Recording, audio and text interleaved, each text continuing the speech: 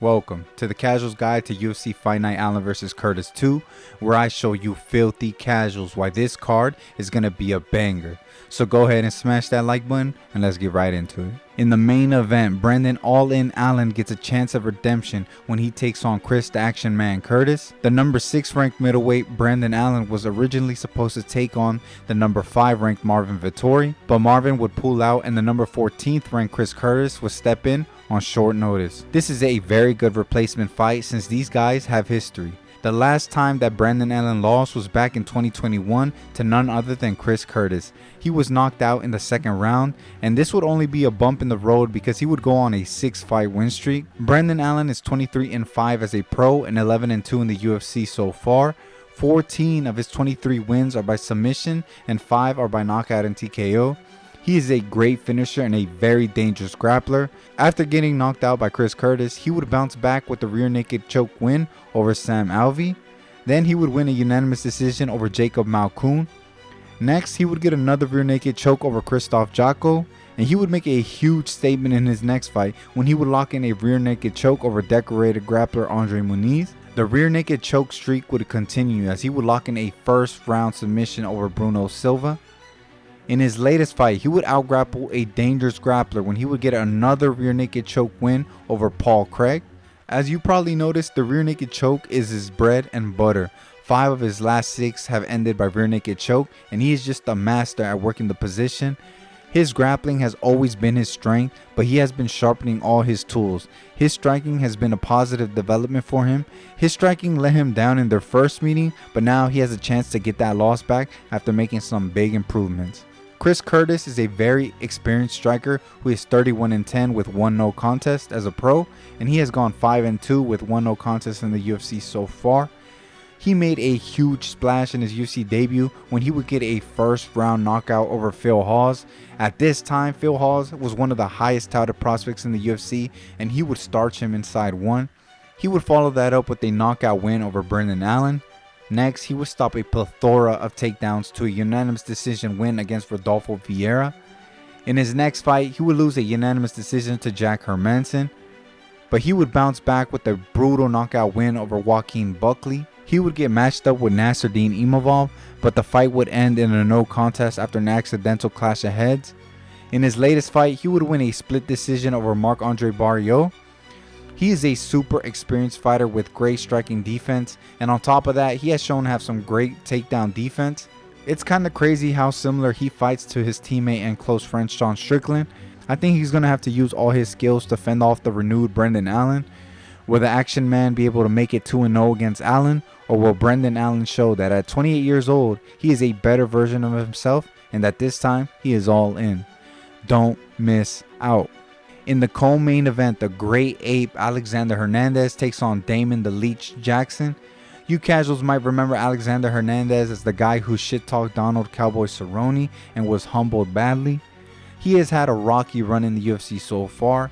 He is 14-7 as a pro, and he has gone 6-6 in the UFC. He does have some great wins over Olivier Aubin-Mercier, Francisco Trinaldo, Chris Grutzmacher, Mike Breeden, and Jim Miller. And of course, his knockout win over Beneil Dariush has aged like fine wine. He is pretty well rounded but has struggled against higher tier fighters. He has losses to Donald Cerrone, Drew Dober, Thiago Moises, Renato Moicano, Billy Quarantillo, and in his most recent fight, he would lose a unanimous decision to Bill Algeo. He's going to be fighting a huge submission threat in Damon Jackson. Damon The Leech is 22-6 with 1 draw and 1 no contest. He is 5-4 with 1 draw and 1 no contest in the UFC. And just like Alexander, he has had a rocky road in the UFC. His first stint with the UFC was back in 2014 when he would lose to Yancy Medeiros. He would drop a majority decision against Levin Makashvili and a no contest against Ronnie Jason. His second stint would start in 2020, and he has some great wins over Mirsad Bektik, Charles Rosa, Kamola Kirk, Dan Argueta, and Pat Sabatini. He is currently on a 2-fight losing streak with a knockout loss to Dan Ige and a decision loss to Billy Quarantillo. He is a big submission threat. He has 15 wins by submission, and both guys will be looking to bounce back. Will the Great Ape beat his chest after getting back into the win column? or will the Leech be able to feed at Alexander's expense? Don't miss out. We get an underrated and fun featherweight matchup when Morgan the Last Pirate Charrier takes on Chepe Machine Gun Mariscal. Both these guys are very early into their UFC careers, but in my opinion, they have overachieved, especially Chepe Mariscal. Chepe is 15-6 with one no contest. He made his UFC debut against a tough Trevor Peek. This fight was action-packed and showed off his durability and toughness as he won the unanimous decision. He would follow that up in his most recent fight with a TKO win over Jack Jenkins when Jack would hurt his arm. He has 7 wins by knockout or TKO and 3 wins by submission. He is a dog and is always looking to pressure and march forward. He'll be facing the young Frenchman Morgan Charrier. At only 28 years old, he already has a pro record of 19-9 with 1 draw. He made his UFC debut against Manolo Zecchini, where he would finish him in the first round via TKO. Both these guys like to bring it, and this fight will for sure bring some fireworks. Will the Last Pirate be able to sail closer to gold, or will the machine gun put holes in Morgan's sails? Don't miss out. Lucas the Bull Bresky takes on Walter the Clean Monster Walker. Bresky has had a bad time in the UFC so far when he would win a submission over Dylan Potter. This win would be overturned to a no contest because Bresky failed a drug test. Already a bad start, and it would only get worse. He would lose his UFC debut to Martin Bude via split decision. Next, he would drop another unanimous decision to Carl Williams. In his most recent fight, he would be knocked out by Waldo Cortez Acosta. I know you might think this guy is absolute garbage because of those results, but man, this guy has had some bad luck with his matchups. Martin Bude, Carl Williams, and Waldo Cortez Acosta is crazy for your first 3 fights. He got some of the hardest matchups. He will be looking to bounce back against UFC newcomer Walter Walker. Walker is undefeated at 11-0 with 6 wins by knockout or TKO and 1 by submission. He was coming off 3 finishes in a row, and both guys are strikers who are ready to prove that they belong in the UFC. Will the Clean Monster be able to get a filthy finish, or will the Bull be able to stampede the newcomer? Don't miss out. We get an explosive lightweight battle when Trevor Peek takes on Charlie the Cannibal Campbell. This fight is such an underrated banger. I'm glad they moved it to the main card because Trevor Peek is an entertaining fighter.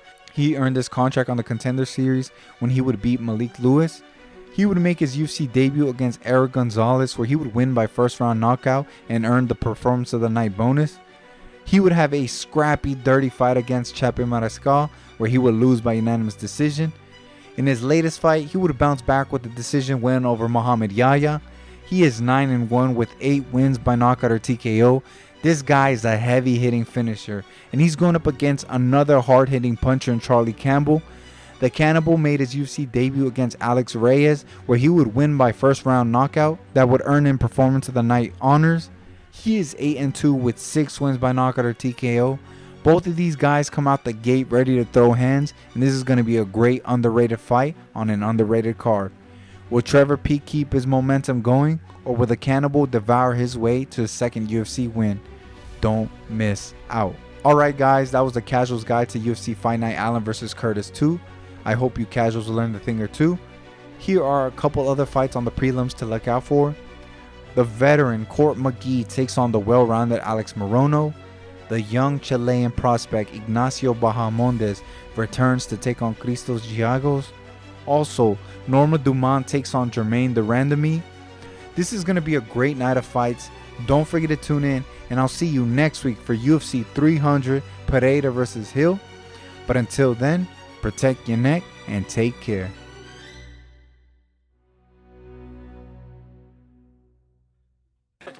They talking crazy about you. They said brother, they smash who you. cares? Who cares, brother? Who cares, brother? Who cares? Today, smash.